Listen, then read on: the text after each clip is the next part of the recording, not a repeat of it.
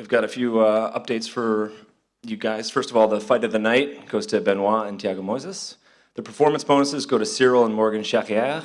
The attendance tonight was 15,610 for a sold-out arena here at Arena Accor, and a $4 million gate, which is the Accor Arena live gate record. We've got Benoit, who's being transported to the hospital, so he's not going to be able to participate in the post-fight presser.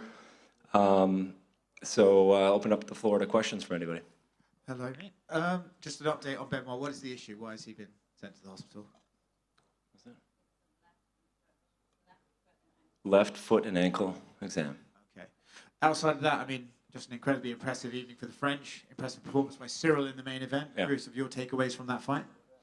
I mean, one, the decibel level, I think, was something we hadn't heard in a long time. I mean, we talk about this a lot. You get to these, home shows, arenas, fervent fans, whether it's, Jose in Rio or George in Montreal or Alex in Stockholm, and the list goes on.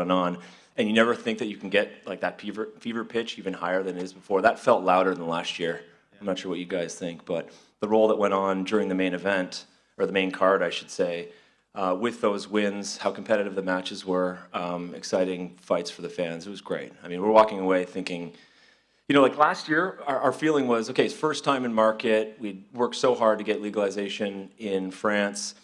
First time effect, great. The event was a huge success. And coming here tonight and having the performances of the French athletes that all the athletes put on, and the performance also of the fans, it kind of validated, what the thesis was from the very beginning, which is, we make a commitment to France, and the number of athletes is going to increase, our partnerships are going to increase, the attention around building mixed martial arts in the country is going to increase, and that's played out tonight right in front of our eyes. Do you think the fact that legalization took so long is part of the reason why there's this explosion of passion the moment it became legal, right? There are guys here training, there are guys here fighting, but now that you can come here and bring the UFC brand here, do you think that combined with the fact it was held back so long is why we're seeing such an explosion? Yeah, I mean, I think the pent-up demand certainly has, it is one major contributor to the overall success. I'd also say that there's a long history of martial arts in this country and the power of, judo and karate and wrestling and boxing for so long. I think, our sport is one for a much younger demographic, and I think this entrance of MMA into France was, a long time coming, but something that has like a, discernible connection to the community in a lot of ways across the country. And I mean, with the athletes, the level of, quality of the athletes that we saw tonight, I mean, it's not surprising to us at all that that's made such an impact.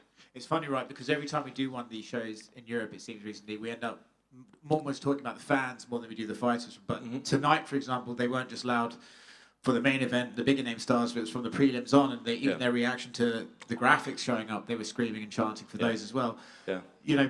How exciting is that for you to personally experience? And then do you think, as you start to go to more markets next year, those fans are almost going to see what Paris and the UK are like and want to replicate that themselves? Yeah, absolutely. I mean, I think, we're hugely grateful for the response that's happened here in France. I think the last time we were here in Paris, there was 70% of the tickets were bought by people outside Paris, which shows that the love for MMA is all around the country. So yes, we're thrilled. We couldn't be happier with the way that things have played out.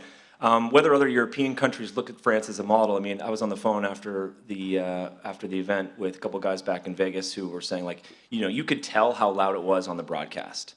And the impact that the chants and the singing and dancing and everything had lent itself really well to the broadcast. It made a real powerful statement. Will other European countries rally around that? Like, I'm sure they will in time, but this is a pretty special situation that's happening right now.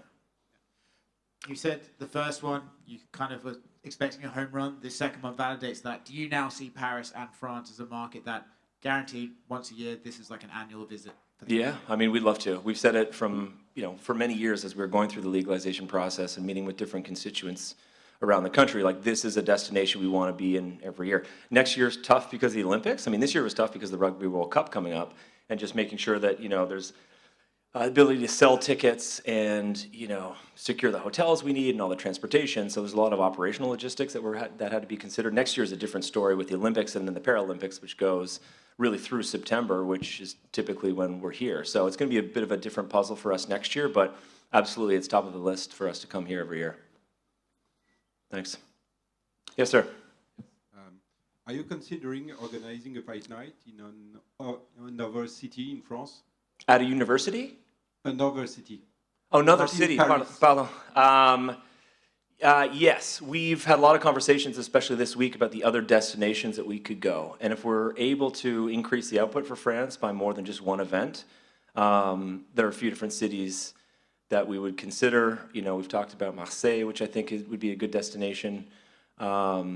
And there's a few others that are on the list, but no decisions yet. But we've talked about that a lot this week. So who knows? We'll get the event schedule sorted out for 2024, and we'll get back to you. Yes, sir.